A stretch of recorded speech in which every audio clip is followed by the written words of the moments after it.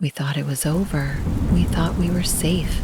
We had just tried to forget it ever existed. Until the night we got that call.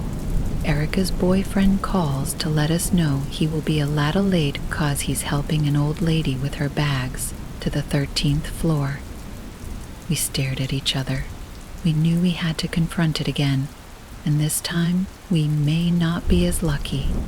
It had been 5 years since the last time the 13th floor appeared. 5 years of trying to pretend it never happened.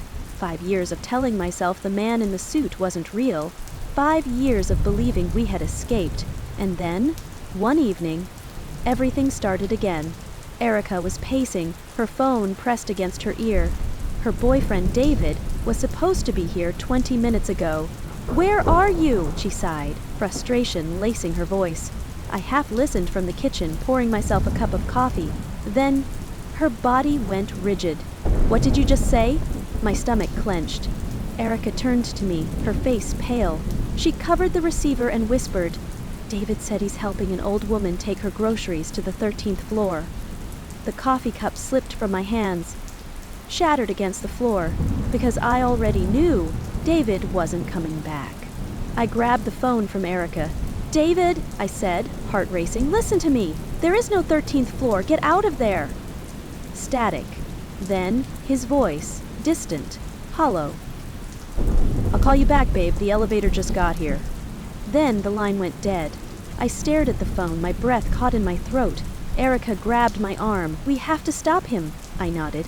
We ran to the elevator, punched the button over and over, waiting. The doors slid open, and our worst fear came true. The 13th floor button was there, waiting, like it had never left.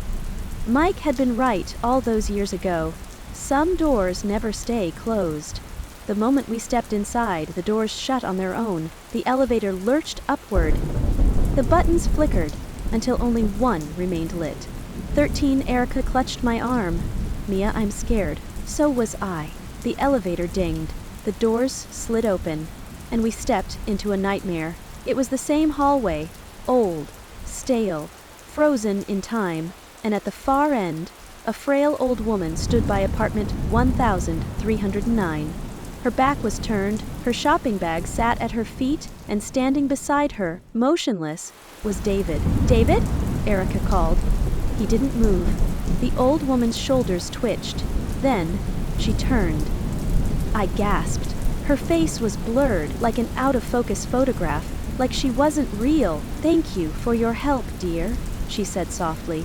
Her voice too perfect, too practiced. David didn't react. His face was blank, his eyes distant. Then the apartment door creaked open. A voice from inside, smooth, familiar.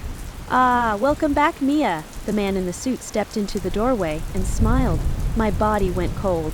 The man from the photos, the thing that had watched us 5 years ago, he looked exactly the same, because time didn't exist here.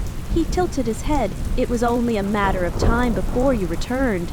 I clenched my fists. "Let David go." He sighed.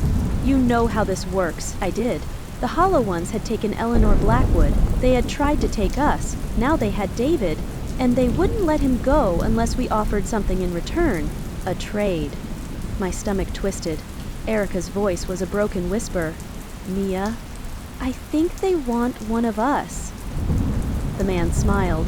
"Exactly." I looked at David. He wasn't gone. Not yet. If we left him here, the 13th floor would erase him, just like it erased Eleanor, just like it tried to erase us. My throat went dry. "What if I take his place?" Erica whipped toward me. "No!" The man in the suit grinned. "Oh, Mia," he said smoothly. "You're exactly who we've been waiting for." The air around us shuddered. The walls groaned. The apartment door opened wider. A dark, endless void stretched beyond it, and something inside it moved. I wasn't going to let it happen. Not again. I reached into my bag, pulled out the lighter I always carried, and before anyone could stop me, I flicked it on. The flame blazed. I turned and shoved it into the wall. The wallpaper ignited instantly. The 13th floor trembled. The lights flickered violently. The old woman let out an inhuman screech. The man in the suit staggered back. The apartment door began to collapse inward, the void inside it crumbling. I grabbed Erica's wrist. Now! We yanked David away from the doorway, ran for the elevator, slammed the button. The moment we jumped inside, the door slammed shut, and the 13th floor vanished. We stumbled into the real world. The elevator sat silent on the 10th floor. David gasped, his first real breath. His eyes cleared. "Mia?" he whispered. "What happened?" Erica hugged him tightly. I turned back to the elevator. The 13th floor button was gone. And this time, I knew it was for good. We had burned it away, trapped the Hollow Ones in their own dying world, and we would never, ever return. At least, that's what I hoped, because sometimes, when I pass the elevator, I still hear whispering. And I wonder if one day the 13th floor will find a way back.